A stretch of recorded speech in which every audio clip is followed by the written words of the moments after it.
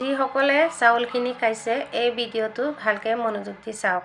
কি খাই আছোঁ গাইজ, চাউলখিনি খোৱাসকলে কি খাই আছোঁ, আমি বিষ খাই আছোঁ নে ভাত খাই আছোঁ চাওকচোন। এইটো কি কৰিছে, প্ৰথমে একেবাৰে বগা প্লাষ্টিক পলিথিনটো লৈছে, তাৰপিছতে বস্তা এটাত ভৰাই কিনি চফা কৰি লৈছে, চফা কৰি কিনি চাউল খুন্দা মেচিনত ভৰাই দিছে। তাৰপৰা চাউল খুন্দা মেচিনত ভৰাই কিনি কি ওলাই আহিছে চাওকচোন, চাউল ওলাই আহিছে চাওক।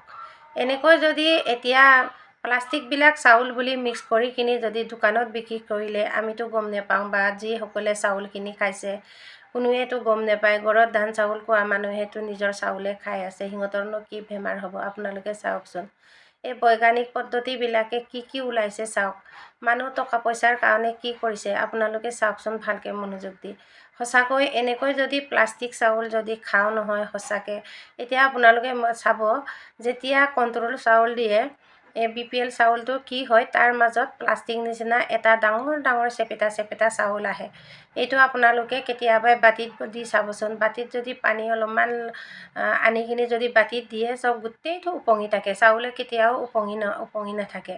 আপোনালোকে প্ৰমাণ কৰি চাবচোন। আৰু এই ভিডিঅ'টো চাওকচোন, আপোনালোকে যিমান পাৰে শ্বেয়াৰ কৰি দিয়ক এই ভিডিঅ'টো।